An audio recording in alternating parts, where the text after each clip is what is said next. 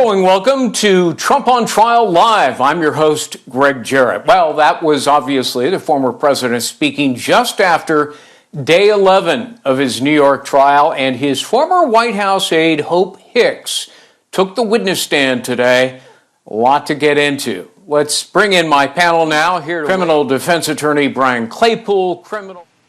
Brian, we already knew that the two agencies of the United States government that have exclusive authority on campaign finance laws already concluded that this wasn't a campaign finance violation. That's the FEC and the Department of Justice.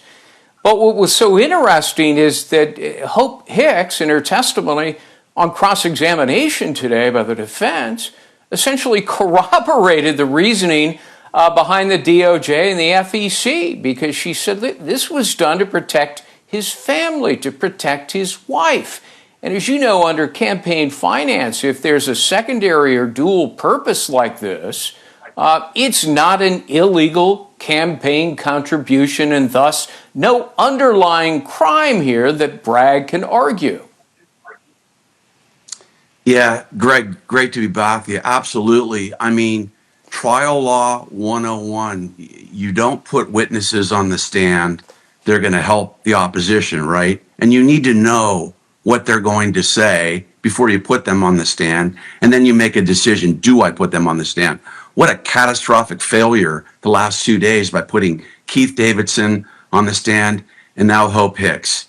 And to what Andrew's talking about, all we're hearing in this testimony is about the prosecution's trying to connect the alleged falsified financials to the election, right? That's what they're trying to do. But unfortunately, they still have zero evidence at all by any of these witnesses about the alleged first crime, right? You need to have evidence that former President Trump did something. He commanded someone, he ordered somebody to falsify a financial statement. They're putting the cart before the horse. You have to prove that first before you even get into whether it somehow interfered with the election, which Hope Hicks shot down, and there's still no evidence of that. And one other thing that both Davidson and Hicks is doing that's helping Trump's defense is they are trashing Michael Cohen. That's the last hope. That's the Hail Mary for the prosecution to get evidence of that first alleged crime. And both Davidson said he was so crazy he was going to kill himself. Hope Hicks is saying today, hey, look, he's not even supposed to be involved in the campaign, but he's meddling in the campaign. He wants to be Mr. Fix-It because he usually breaks things apart. So this is not going well for the prosecution. And Greg, if I could just jump into Andrew's point, let's talk about some appellate issues that are just glaring and shocking. We're hearing testimony with Davidson and Hicks about the Access Hollywood tape, about McDougal.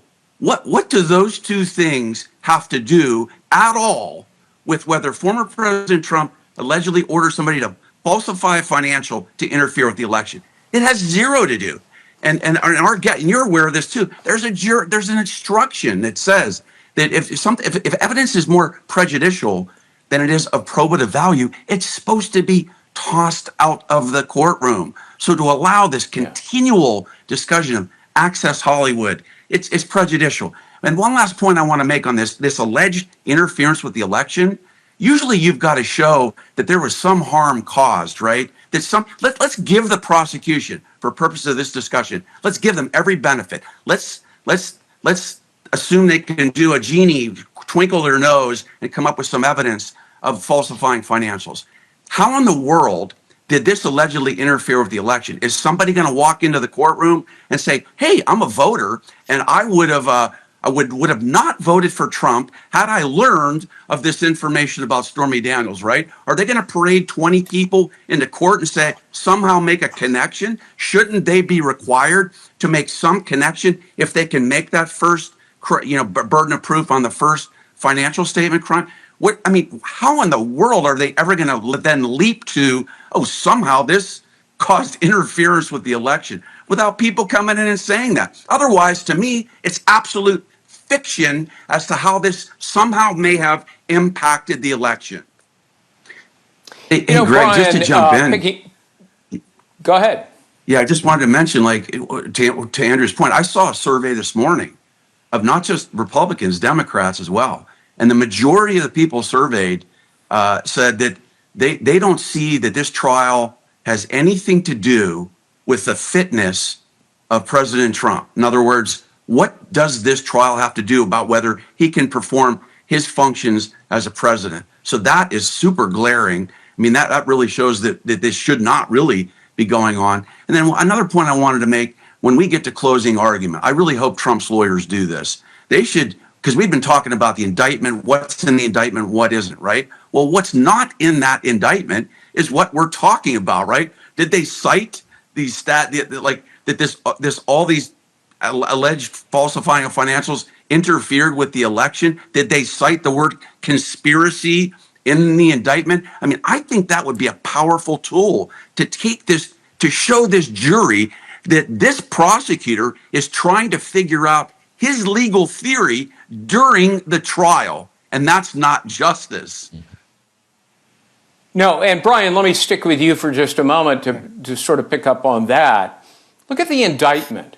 All of the misdemeanors that are charged, and that's all of the crimes here in the whole case, the ones that are charged, all of them occurred in 2017. So if it is Bragg's theory, and it is, that the business records violation was done to conceal another crime unduly influencing the election, how in the world can your crimes in 2017, assuming they occurred, affect an election the year before?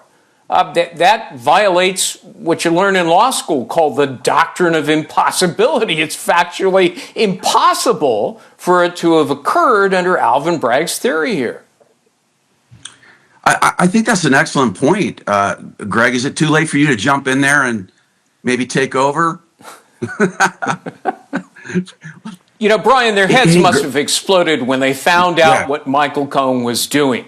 You know, profiting, he now has an economic interest in lying in this case. Yeah. They must have been apoplectic. And instead of, doing the right thing, throwing in the towel and saying, you know what, our lead witness, our star witness has gone rogue. Now we can't even trust him. Nope, they persist in pursuing their case.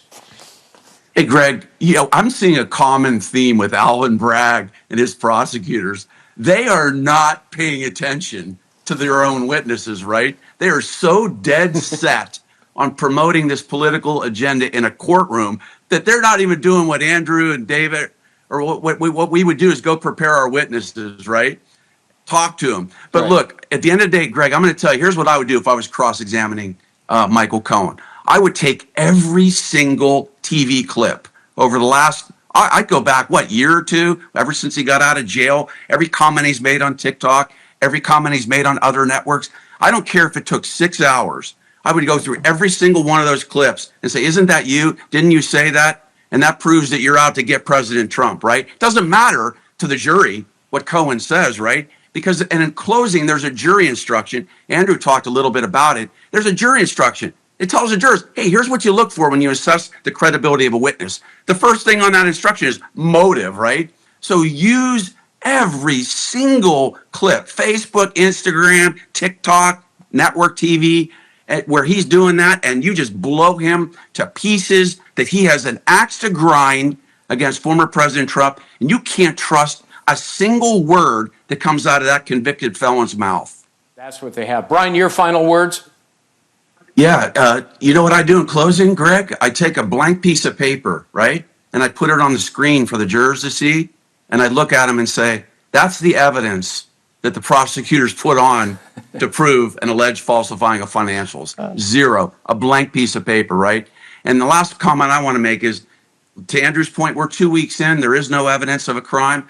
This is telling me, Greg, that this case is about juror nullification. What do I mean by that? I think these prosecutors know in their soul that they cannot prove this case with facts. So what they're doing with the Access Hollywood tape, all these salacious facts, McDougal, they are trying to get the jurors to nullify that there's no facts and the law doesn't support a conviction, and to rule on this case based on emotion and trying to convince this jury to not like what President Trump did. And that's shameful and inexcusable.